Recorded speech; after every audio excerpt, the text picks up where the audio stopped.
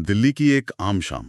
सोचिए, लाल किले के पास शाम का ट्रैफिक है, गाड़ियों के हॉर्न, पास की दुकानों से हल्की फुल्की आवाजें आ रही हैं। लोग दिन भर के बाद घर लौट रहे हैं, मतलब एक रोजमर्रा का माहौल। हाँ, बिल्कुल नॉर्मल। और फिर शाम के 6:52 पर एक एक कान फाड़ देने वाला धमाका होता है। और सब कुछ बदल जाता है। हाँ, वो सारा शोर एक अजीब सी डरावनी शांति में, और फिर बस लोगों की चीखें गूंजती हैं। 10 नवंबर 2025 की वो शाम दिल्ली शायद ही कभी भूल पाए। Lal Qila gate number 1 metro station के पास ट्रैफिक में रुकी एक सफेद हुंडई i20 कार, वो आग का गोला बन गई। और शुरुआती घंटों में ही इसे एक आतंकी हमला घोषित कर दिया गया। बिल्कुल, सरकार ने कहा कि ये राष्ट्र विरोधी ताकतों का काम है। आज हम जिन स्रोतों पर बात कर रहे हैं वो दिल्ली लाल किला ब्लास्ट 2025 का अनकहा सच नाम के दस्तावेज से लिए गए हैं। और हमारा मकसद ये समझना है कि जिसे एक सीधा साधा आतंकी हमला बताया गया, हाँ, उसकी जांच ने कैसे एक ऐसी कहानी को उजागर किया जो कहीं ज्यादा चौंकाने वाली थी। सही बात है। और देखिए, यहीं से ये मामला असाधारण हो जाता है।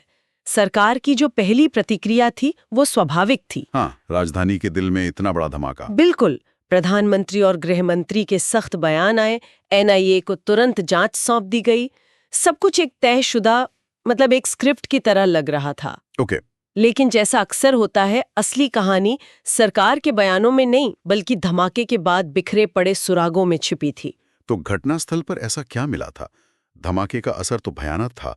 13 लोगों की जान चली गई, 20 से ज्यादा घायल हुए। कई गाड़ियां जलकर राख हो गईं। एक चश्मदीद ने तो कहा था कि लगा जैसे जमीन ही फट गई हो। इस भयानक मंजर के बीच जांचकर्ताओं को पहला सुराग क्या मिला? पहला सुराग वो था जो वहां नहीं मिला। नहीं मिला? मतलब? हाँ, पोस्टमार्टम रिपोर्ट में एक बहुत अजीब बात सामने आई। किसी भी पीड़ित के शरीर में छर्रे, कीलें या मेटल के टुकड़े, स्प्लिंटर्स। हाँ, स्प्लिंटर्स नहीं मिले थे। आमतौर पर जो देसी बम बनाए जाते हैं उनमें जानबूझकर ये चीजें भरी जाती हैं ताकि ज्यादा से ज्यादा नुकसान हो। बिल्कुल, लेकिन यहाँ ऐसा कुछ नहीं था। इसका एक ही मतलब था, ये हमला ज्यादा से ज्यादा लोगों को घायल करने के लिए नहीं, तो फिर किस लिए? बल्कि एक जबरदस्त ब्लास्ट वेव पैदा करने के लिए किया गया था। ये एक ऐसी लहर होती है जो फेफड़ों और शरीर के अंदरूनी अंगों को फाड़ देती है। ओह, तो इसका मतलब ये हुआ कि ये किसी नौसिखिए का बनाया हुआ कोई पाइप बम नहीं था? बिल्कुल नहीं। इस तरह का असर पैदा करने के लिए बहुत ही परिष्कृत और शक्तिशाली विस्फोटक चाहिए, जैसे अमोनियम नाइट्रेट फ्यूल ऑयल यानी ANFO, और शायद RDX का मिश्रण। इसे बनाना और संभालना किसी छोटे मोटे गुट के बस की बात नहीं है। तो इससे जांच की दिशा ही बदल गई होगी। पूरी तरह से। NIA समझ गई कि वो किसी आम आतंकी गुट को नहीं, बल्कि किसी पेशेवर और प्रशिक्षित नेटवर्क को ढूंढ रही है। ओके, तो बम तो प्रोफेशनल था। अब आते हैं उस कार पर जिसमें ये बम रखा था, वो हुंडई i20। उसका क्या हुआ? क्या उससे कोई सुराग मिला? हाँ, वो कार कहानी का दूसरा अहम हिस्सा थी। चेसिस नंबर से पता चला कि कार हरियाणा में रजिस्टर्ड थी। ठीक है। लेकिन NIA की टीम जब मालिक तक पहुंची तो कहानी में एक और पेंच आ गया। क्या? पता चला कि उस कार को पिछले 6 महीनों में 4 बार बेचा गया था। 4 बार? हाँ, और हर बार फर्जी दस्तावेजों का इस्तेमाल किया गया था। एक मिनट, फर्जी दस्तावेजों से कई बार बेची गई कार को ट्रेस करना कितना मुश्किल होता है? बहुत मुश्किल, क्योंकि कागजी निशान तो पूरी तरह से झूठा होता है। ऐसे मामलों में जांच एजेंसियां डिजिटल निशान खोजती हैं, कोई फोन कॉल, कोई ऑनलाइन पेमेंट। लेकिन यहाँ ऐसा कुछ नहीं था। कुछ भी नहीं। साजिश करने वाले बहुत ज्यादा शातिर थे। हर लेन देन कैश में बर्नर फोन का इस्तेमाल किया, जिन्हें बाद में नष्ट कर दिया गया। मतलब कोई डिजिटल फुटप्रिंट नहीं छोड़ा। तो ये लोग जानते थे कि जांच एजेंसियां कैसे काम करती हैं, और उनसे कैसे बचना है ये भी जानते थे। तो अगर कार से कोई सीधा लिंक नहीं मिल रहा था, तो फिर ये कैसे पता चला कि धमाके के वक्त उसे चला कौन रहा था? वो आत्मघाती हमलावर कौन था? इसका पता चला कार से मिले जले हुए मानव अवशेषों से। अच्छा। फोरेंसिक टीम ने उनसे DNA निकालने में कामयाबी हासिल की। अब सवाल था कि इस DNA का मिलान किससे किया जाए। हजारों लोगों के डेटाबेस से मिलान करने के बाद एक नाम सामने आया, डॉक्टर उमर नबी, उम्र 35 साल, कश्मीर के पुलवामा का रहने वाला। एक डॉक्टर? ये यकीन करने लायक ही नहीं है। एक डॉक्टर जिसका काम लोगों की जान बचाना है, वो आत्मघाती हमलावर? हाँ, जांचकर्ताओं का भी यही रिएक्शन था। ये प्रोफाइल किसी भी आतंकवादी की छवि से बिल्कुल मेल नहीं खाती थी। तो उन्होंने इस पर शक किया होगा। जरूर किया होगा। इसीलिए इस पहचान को 100% पक्का करना बहुत जरूरी था। NIA की एक टीम पुलवामा में डॉक्टर नबी के परिवार के पास गई और वो 100% मैच था। 100% मैच। हाँ, अब कोई शक नहीं था। आत्मघाती हमलावर डॉक्टर उमर नबी ही था। लेकिन इस पुष्टि ने एक बहुत बड़ा और परेशान करने वाला सवाल खड़ा कर दिया। क्यों?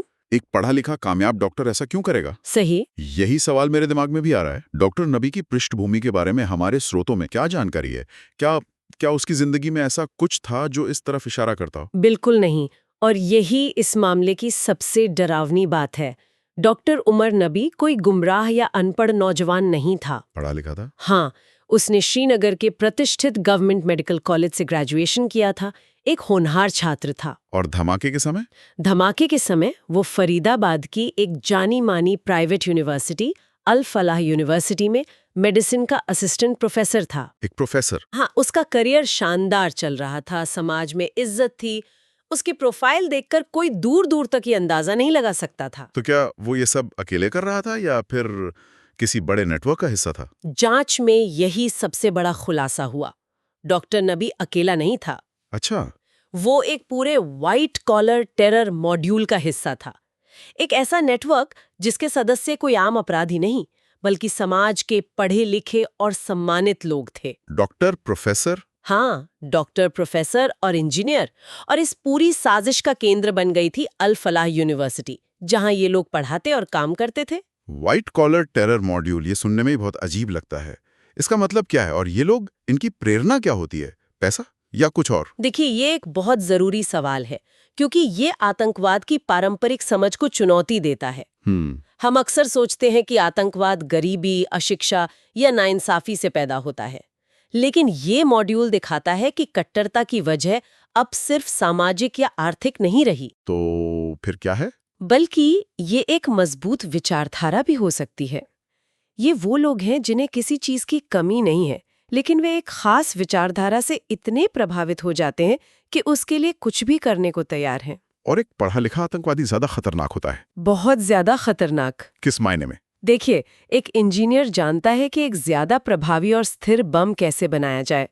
एक डॉक्टर को पता है कि कौन से केमिकल बिना शक के खरीदे जा सकते हैं। और एक प्रोफेसर? एक प्रोफेसर के पास एक ऐसा सामाजिक आवरण होता है जिस पर कोई शक नहीं करता।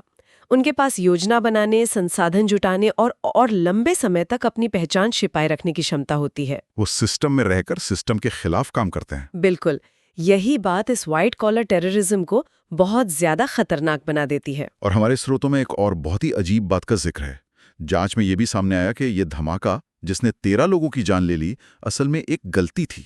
इसका क्या मतलब है? इसका मतलब ये था कि ये धमाका न तो तय समय पर हुआ और न ही तय जगह पर। अच्छा। जांचकर्ताओं का मानना है कि डॉक्टर नबी बम को किसी और ज्यादा महत्वपूर्ण जगह पर ले जा रहा था, शायद दिल्ली के किसी VIP इलाके में या किसी सरकारी इमारत के पास। लेकिन ट्रैफिक में फंसने की वजह से या शायद किसी तकनीकी खराबी के कारण बम समय से पहले फट गया।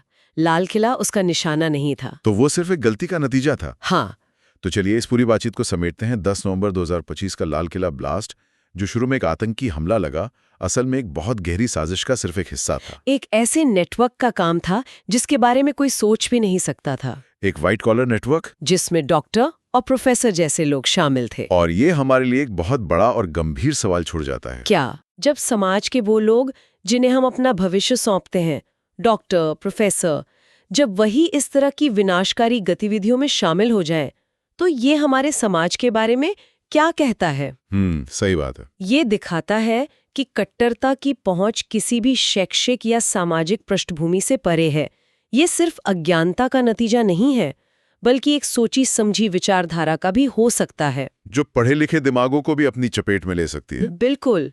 ये हमें सोचने पर मजबूर करता है कि हम अपने समाज में पनप रही ऐसी विचारधाराओं को पहचानने में कहाँ नाकाम हो रहे हैं। और हम अपनी श्रोताओं के लिए एक अंतिम विचार के साथ इस चर्चा को समाप्त करना चाहेंगे। जैसा कि हमारे स्रोतों से पता चलता है, ये धमाका महज एक गलती थी। ये सोचने पर मजबूर करता है कि अगर 13 लोगों की जान लेने वाला ये भयानक धमाका सिर्फ एक गलती थी, तो फिर असली निशाना क्या था? और व्हाइट कॉलर आतंकवादियों के इस पढ़े लिखे पेशेवर नेटवर्क का अंतिम लक्ष्य क्या हो सकता था? एक ऐसा सवाल है जिसका जवाब शायद इस धमाके से भी कहीं ज्यादा परेशान करने वाला हो सकता है।